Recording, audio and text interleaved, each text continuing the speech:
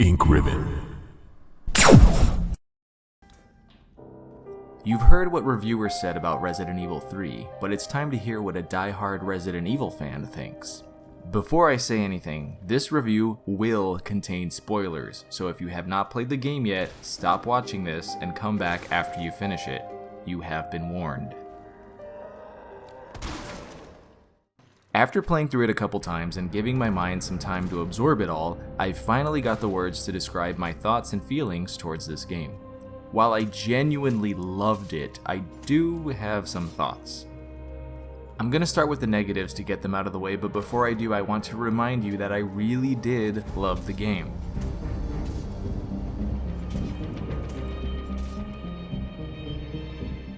The biggest thing about this game that I have to say right off the bat is I consider this game a reimagining, not a remake.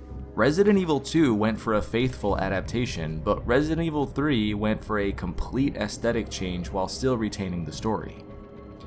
Classic Resident Evil games are known for breadcrumb-style gameplay. You know, go get the crank to unlock the shutter to get the key that opens the safe, blah blah blah.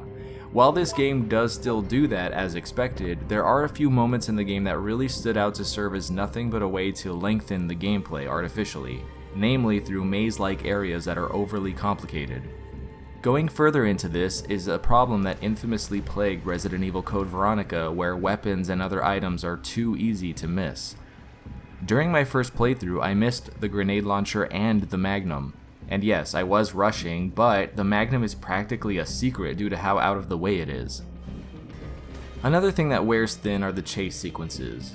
They are really exciting the first time around, but then they just turn into waiting for actual gameplay to start, especially at the beginning.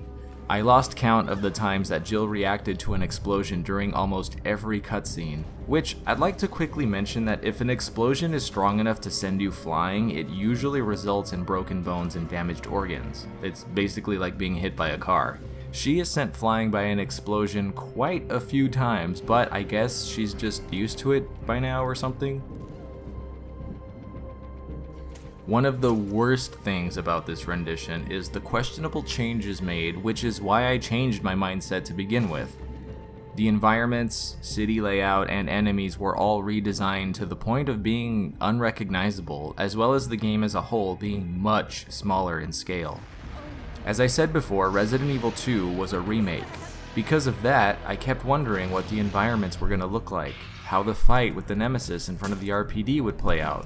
What is the clock tower area gonna look like in full glorious HD? But now we know that none of that was even in the game.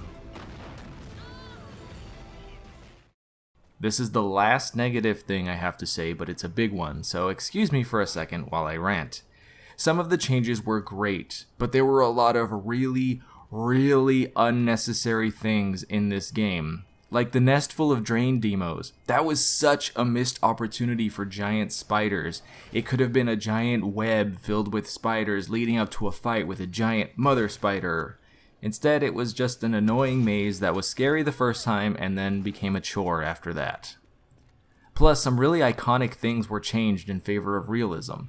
I loved when Carlos laid Jill on the altar in the chapel in the original. It was poetic and solemn, and now she's just in a hospital bed.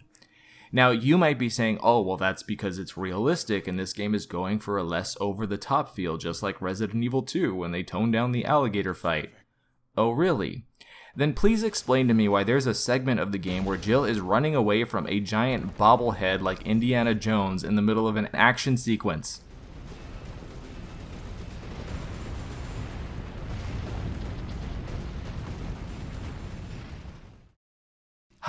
Okay, now that we've gotten all the negative stuff out of the way, it's time to talk about the good stuff, which thankfully there's a lot of.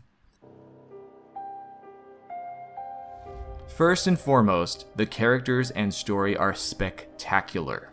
This may sound like blasphemy for a lot of you, but I never really cared for Jill. Not that I dislike her or anything, she was just very bland and almost generic.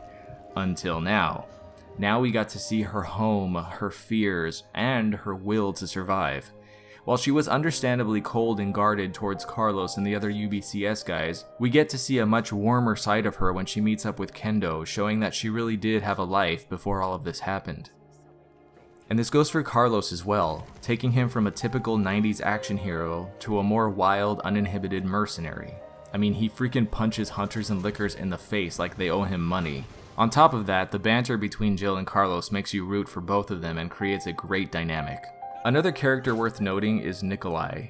This version of the game really made him despicable, and his portrayal made him a great villain, almost reminding me of Wesker, and the final confrontation with him makes the ending extremely satisfying and well-rounded. While the environments were changed from the original, it still portrays the spirit of Raccoon City, and it was great to be able to run around the streets during the outbreak in modern-day graphics. This is amplified by the stellar soundtrack that, in my opinion, was much better than the Resident Evil 2 music. Instead of doing original compositions, the music is just a remade version of the original tracks, and I suggest you go listen to some of the tracks if you played the original for maximum nostalgia. Now moving on to the meat of the game, the combat. This is the main event and what the game is really all about. Puzzles, environments, and progression all take a back seat to the non-stop action from beginning to end. While the new dodge mechanic is a bit difficult to master, it's extremely rewarding once you do get the hang of it, especially on harder difficulties where it's basically required for survival. And one of the coolest moments in the game was the final boss fight. I don't even want to say here for the people who haven't played it because it's really not worth spoiling. All I'll say is that if you're a fan of Metal Gear Solid, you're gonna love it. Now to address one of the biggest complaints that people seem to have, the length. Personally, I love that it's a tiny bit shorter than expected. It's a really fun game to just speed run through, and you get better at it with every run. Another reason I don't mind the length is that it has a ton of great unlockables that make the game way more fun. My favorite is the Raiden, which is one of the most unique weapons in the entire series. It is extremely powerful, has unlimited ammo, but the catch is that it has a 3-second recharge and it only does damage if you're aiming at a weak spot like a zombie's head or Nemesis's heart. It's the ultimate weapon if you're really good at headshots. Another great addition are the coins, especially the recovery coins that allow you to regenerate health. Because of those coins, I was able to beat hardcore mode without ever healing. And speaking of difficulty, after beating hardcore, you unlock nightmare mode.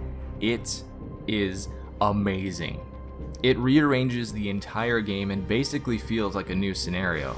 Enemies, items, weapons, and a few other things are all switched around, and it really breathes so much life into the game. And for people who aren't interested in struggling with difficulty, good news is you can use all your unlockable weapons and items in your hardcore run to make things a lot easier. But seriously, try Nightmare Mode, it's amazing.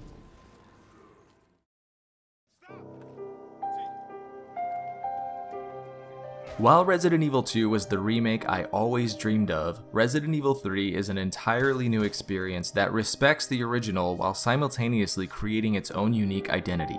One review that I read put it really nicely and said that Resident Evil 3 was like a second helping of dessert, and that's exactly how I feel after playing it.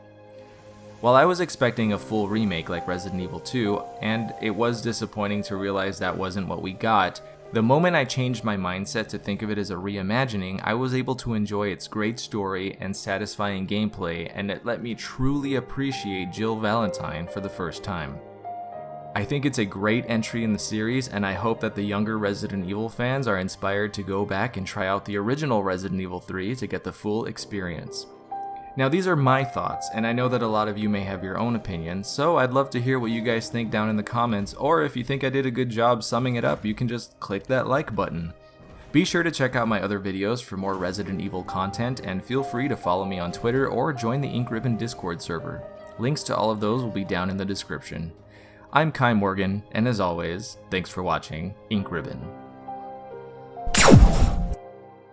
And a very special thank you to my bronze, silver, and gold Patreon supporters. Thanks to you, I can make videos without worrying about demonetization and grow my channel faster.